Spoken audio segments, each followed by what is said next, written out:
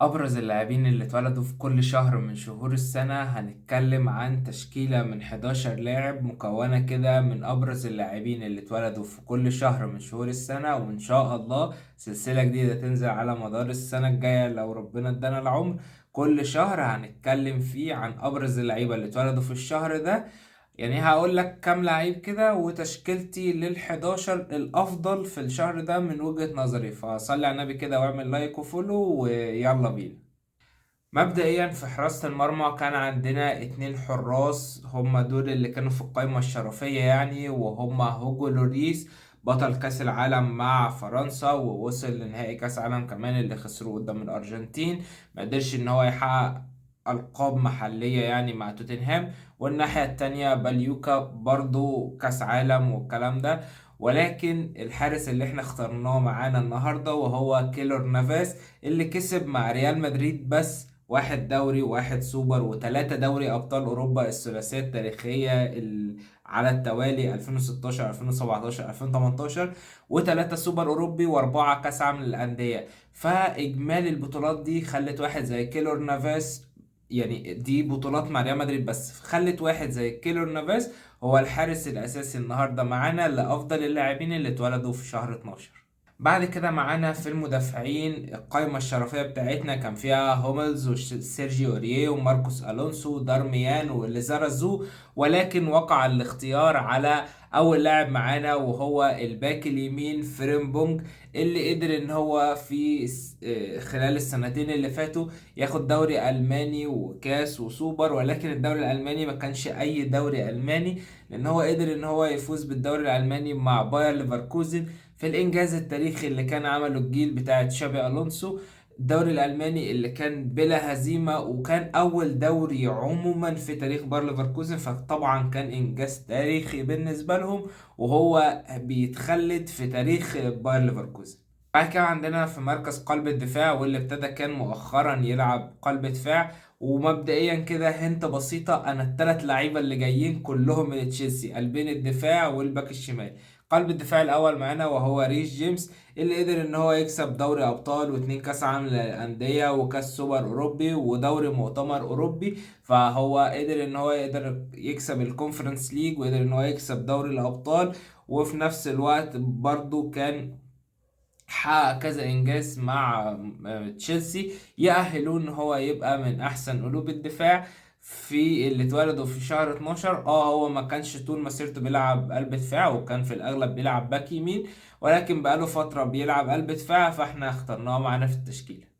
بعد كده قلب الدفاع اللي معانا بعده وهو قائد وكابتن فترة ما في تشيلسي، وقدر ان هو يحقق معاهم بطولات كتير جدا، وهو جون تيري، اللي اخد 5 دوري انجليزي، 5 FA كاب، 3 الكاراباو كاب، وخد مرتين الدرع الانجليزي ومرة تشامبيونز ليج ومرة سوبر اوروبي.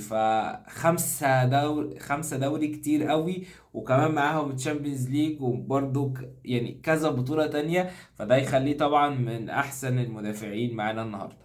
وبعد كده عندنا في مركز الباك الشمال أشلي كول اللي أخد 3 دوري إنجليزي، منهم واحد طبعا هنتكلم عليه، و7 كأس الاتحاد، ومرتين الدرع الخيرية، ومرة دوري أبطال أوروبا، ومرة دوري أوروبي، ومرة كأس الرابطة.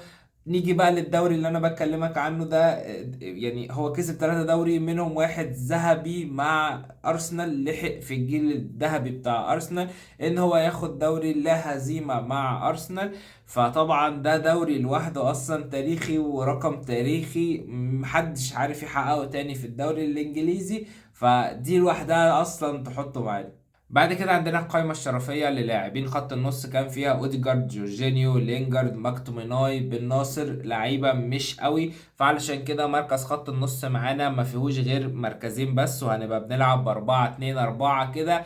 ويعني المهاجم هيبقى فيه مهاجم صاعد كده هنتكلم عنه، ولكن خلينا دلوقتي في خط النص. واول لاعب معانا وهو ماكاليستر اللي هو كان كسب كاس العالم مع الارجنتين، وكان واحد من التلاتة أربعة المؤثرين قوي في كأس العالم ده. وكمان قدر إن هو يكسب كوبا أمريكا وفيناليزما، ومع ليفربول أخد رابطة خيرية، ومع بوكا جونيورز خد الدوري. قدر ان هو يحقق كذا بطولة تانيين، غير طبعا الدوري اللي كسبه مع ليفربول السنة اللي فاتت، والبطولات يعني اللي ليفربول اخدتها السنة اللي فاتت كمان. فماكاليستر طبعا معانا في احسن اللاعبين اللي اتولدوا، خاصة ده كفاية كاس العالم يعني. وجنبه بقى كده كاسحة الألغام اللي هيلم وراه كده، والاتنين يبقوا بيلعبوا دفاعيين سيكا أكتر. اه ماكاليستر يقدر إن هو يلعب لك 8، يقدر إن هو يلعب لك 6، ويقدر إن هو يلعب 10. فشفناه في كذا مركز سواء في برايتون أو في ليفربول. ولكن اللاعب اللي جنبه، وهنرجع تاني لتشيلسي اللي مسيطرة على شهر 12، وهو مايكل اسيان، اللي قدر ان هو يحقق 2 دوري انجليزي ودوري ابطال اوروبا و4 كاس الاتحاد الانجليزي وواحد درع خيرية. ولما كان في ليون قدر ان هو ياخد 2 دوري، دي جامدة وقوي لوحدها. وقدر ان هو ياخد 2 سوبر فرنسي. فان هو اصلا مع ليون وقدر ان هو يحقق 2 دوري، ده كان رقم لوحده عالمي.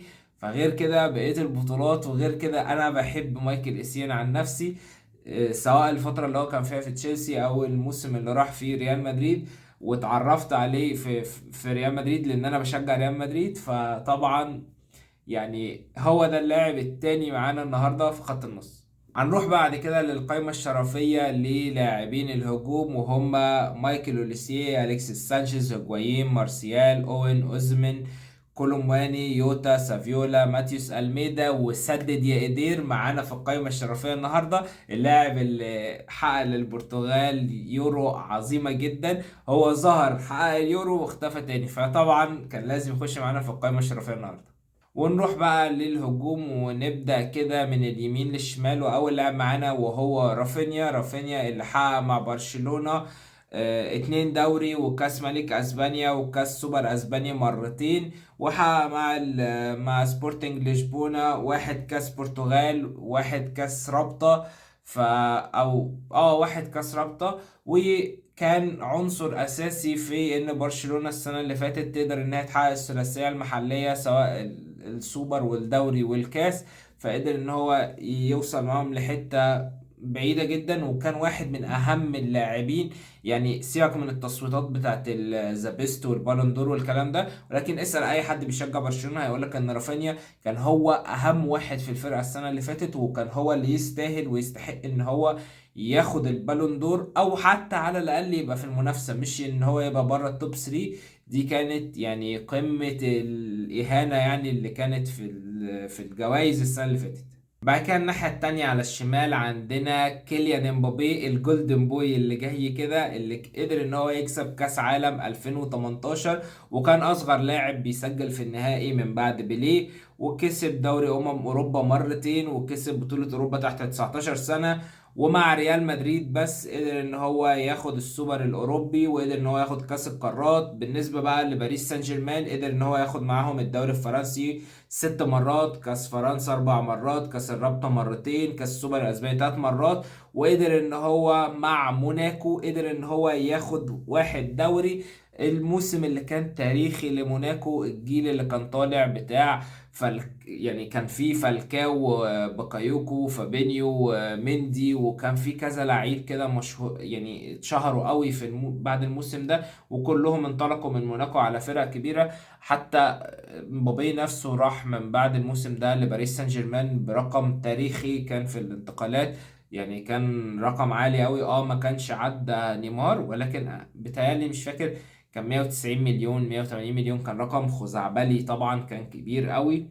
فطبعا يعني انا مش محتاج اكلمك عن كيليان امبابي والبطولات اللي كيليان امبابي جايبها، او ان شاء الله هيجيبها، في انه ان شاء الله مع ريال مدريد عاجلا ام اجلا هيحقق دوري ابطال اوروبا وهيحقق البالون دور، لو ما حققش البالون دور السنه دي بسبب صعوبة بس ان انت تجيب بطولات شوية مع ريال مدريد السنة دي، بسبب المستوى يعني اللي احنا فيه للأسف. ولكنه هو كأداء فردي بعيدا عن البطولات هو من أحسن اللعيبة، سواء السنة اللي فاتت أو السنة دي. وقدر ان هو ياخد الحذاء الذهبي، وقدر ان هو ياخد هداف الدوري طبعا. فقدر ان هو يحقق حاجات كتير قوي، وكان هاين نفسه كتير قوي، لدرجة ان هو قدر ان هو يتساوى مع الرقم القياسي لكريستيانو رونالدو في اول سنة ليه مع ريال مدريد.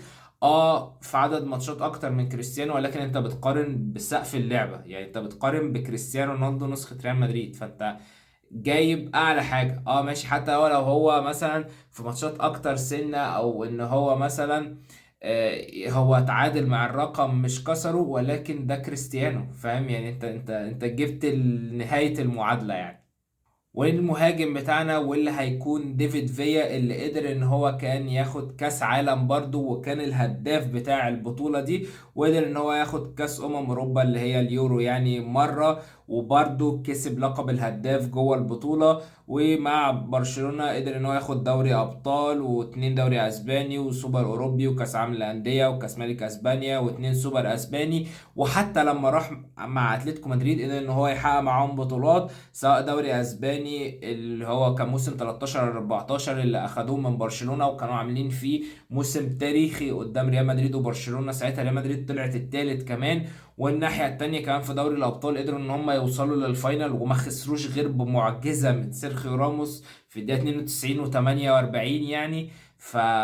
يعني كان سيزون عامله تاريخي مع اتلتيكو مدريد.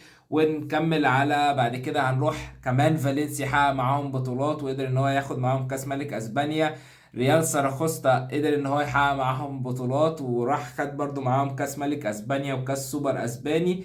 وغير كده هو عمل ارقام قياسية تانية فردية ليه لوحده، ان هو الهداف التاريخي كان لمنتخب اسبانيا ب 59 هدف. فطبعا كمية أرقام قياسية ديفيد فيا عاملها ومحققها، سواء هداف كأس عالم أو هداف يورو أو الهداف التاريخي للمنتخب.